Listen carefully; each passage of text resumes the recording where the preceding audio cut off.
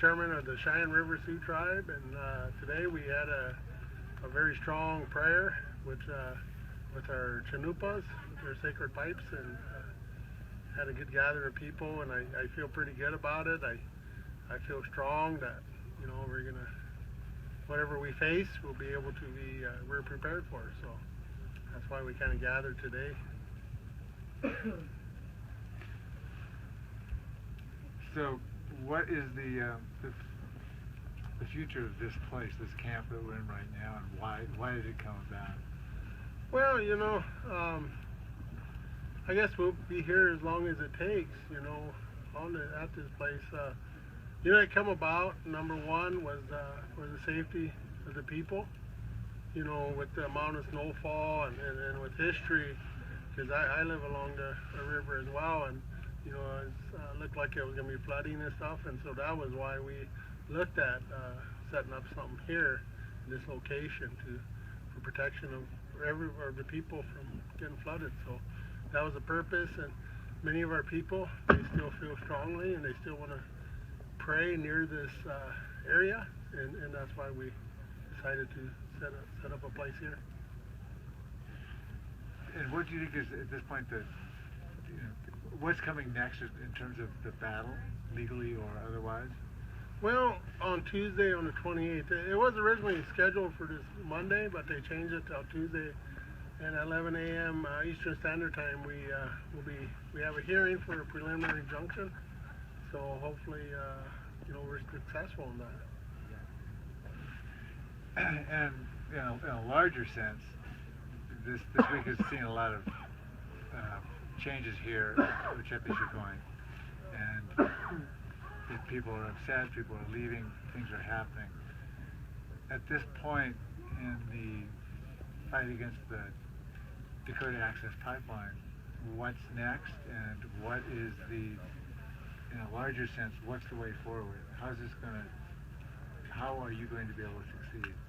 Well, you know, I think that's why it's important to continue to maintain a presence, you know, near this site. I believe that it will help us we need to let them know that we haven't given up, we haven't quit, and we got to still keep going forward. You know, whatever happens, but I think it's important that we stay and we continue to have our presence shown and let North Dakota and Dakota Access know that, you know, we haven't given up. What would you say to people who are not in North or South Dakota, who are further away from this place, in terms of, but who are following this story? Because there's a lot of people all over the world that are following this story. What would you say to them about what's next? What's next for them? Well, you know, I think the important thing is to keep up the fight in whatever areas that they feel strongly about, whether it's divesting their money, their resources, or praying that, you know, for good outcomes and for the strength of the people. I think that's important. I think that because there is people that are also contacting the politicians in Washington, and I think that needs to continue to happen. There are people that feel strongly about near here, and, you know, I mean, I think whatever strengths that they have is to keep continuing using them. What did you think about the incredible show of force that we saw the other day on the 23rd?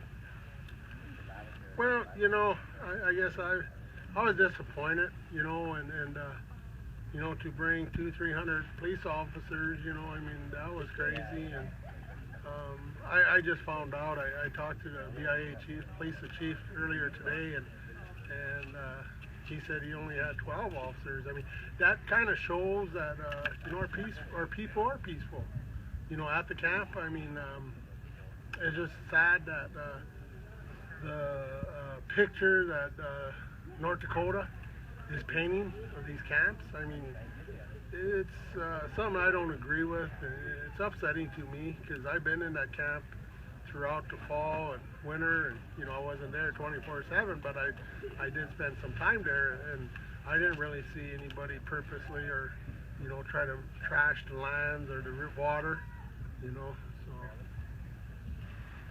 So how are you working together with the Standing Rock Sioux tribe as sovereign nations to move forward? Like, what are you guys doing? And you are technically on, or this camp is technically on Standing Rock Reservation. How is that conversation going? What does that look like?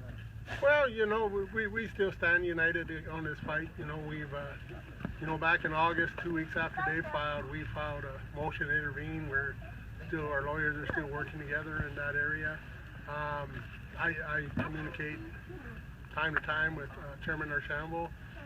Matter of fact, this coming week, our council will be meeting with theirs, and I believe that the topic of the discussion would be this camp. So, but we've always tried and respect each other. I mean, I know I have in a lot of my work that I've been doing against Dakota Access. I try to always keep in mind and be respectful as possible, not only for Standing Rock, but for all the people and all the nations. And it doesn't matter, just always be respectful. And that's what I've always tried to do.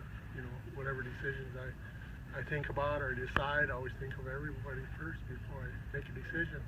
But I mean, at some point, we need to take that stand, as people, enough's enough. So. Mm. And you're working on, or you fought another pipeline in your territory, right? And how does that look like?